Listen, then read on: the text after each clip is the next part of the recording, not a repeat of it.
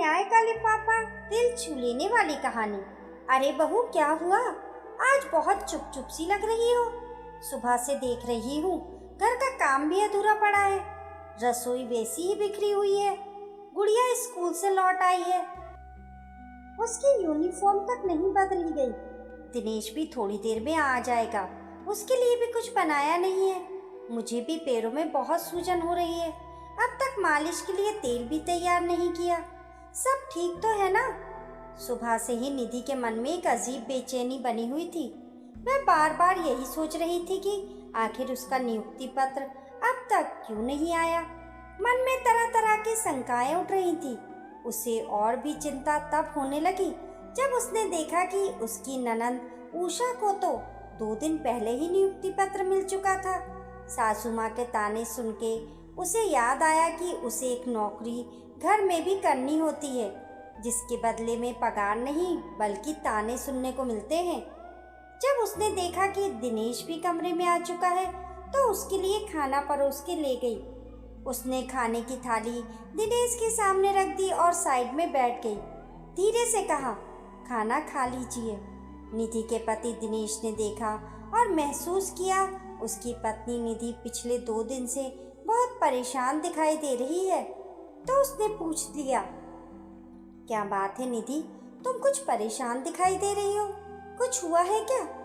निधि दिनेश के पास आई और बोली, घर का दिन भर काम करने के बाद रात भर जाग के मैंने अपनी परीक्षा की तैयारी करी थी और मेरा पेपर भी अच्छा गया था, जबकि उषा का मेरे से बेहतर नहीं हुआ था।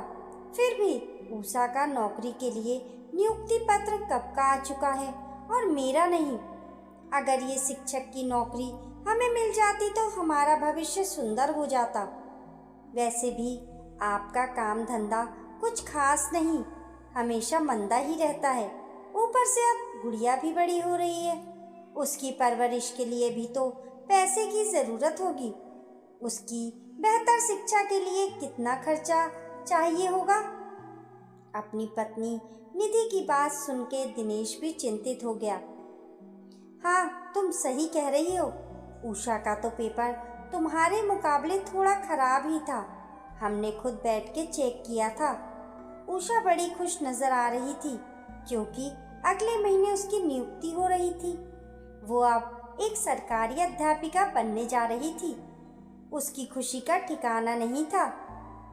उसके पैर जमीन पर नहीं आसमान पर थे। निधि को उषा की कामयाबी पर ईर्ष्या तो नहीं थी, पर अपनी किस्मत पर मलाल जरूर था। वो अंदर ही अंदर घुटन महसूस कर रही थी। करीब 6 महीने बाद दिवाली के त्योहार की सफाई चल रही थी। निधि खुद सारे घर की सफाई और रंगाई पुताई का जिम्मा ले रही थी। सफाई के दौरान उसकी नज़र स्टोर रूम में पड़े कबाड़ पर पड़ी। उस कबाड़ में उसे एक लिफाफा मिला जिसके ऊपर उसी का नाम पड़ा हुआ था।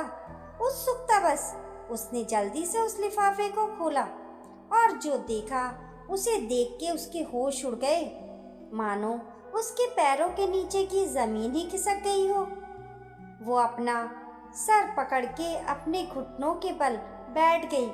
वो अपने आंसू नहीं रोक पा रही थी। दोपहर का वक्त था। दिनेश अपनी दुकान बंद करके खाना खाने के लिए घर आया तो उसने देखा सारा सामान इधर उधर बिखरा हुआ है। तो उसने आवाज दी, निधि कहाँ हो? घर की क्या हालत बना रखी है? खाना बना अभी तक या नहीं? खोजते खोजते दिनेश स्टोर रूम तक आ पहुंचा। उसने देखा निधि बेसुध बैठी बस अपने आंसू टपका रही है। दिनेश ने निधि को पकड़ के खड़ा किया तो निधि उसके गले लग गई और फूट फूट कर रोने लग गई। क्या हुआ निधि, तुम रो क्यों रही हो? माँ ने कुछ कहा है क्या? दिनेश के बार बार पूछने पर भी निधि कोई भी उत्तर नहीं दे रही थी। जब दिनेश ने जोर देकर पूछा तो निधि ने अपने हाथ में पकड़ा हुआ लिफाफा उसकी ओर बढ़ा दिया।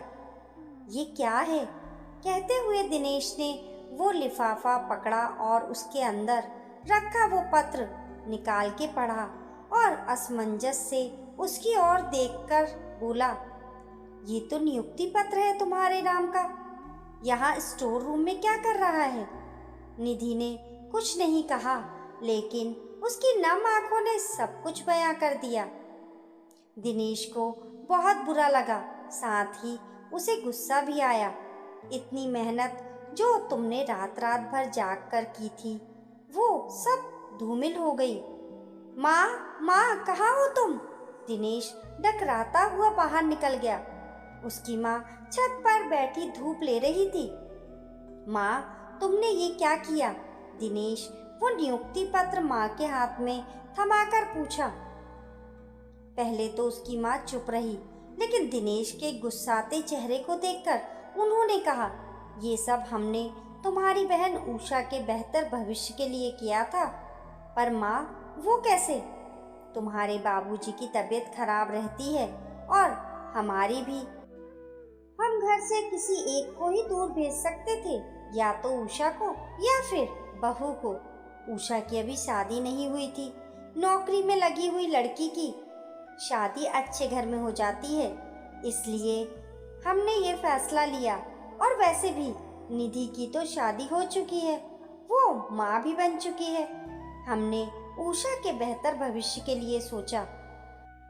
माँ, तुमने जरा भी नहीं सोचा बहू की नौकरी लगने से तुम्हारा घर भी अच्छा हो सकता था? कहकर निराश दिनेश भी शांत पड़ गया।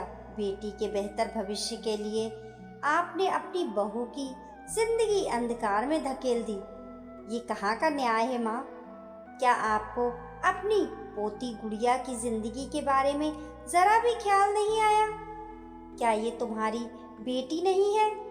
आज हम महंगाई की मार और बेरोजगारी के बोझ के नीचे इस कदर दब चुके हैं कि एक बेटी की पढ़ाई के खर्च का भी निर्वाह नहीं कर पा रहे हैं। काश ये कागज का टुकड़ा हमें समय रहते मिल गया होता तो आज हम भी अपने सपनों की दुनिया में जी रहे होते।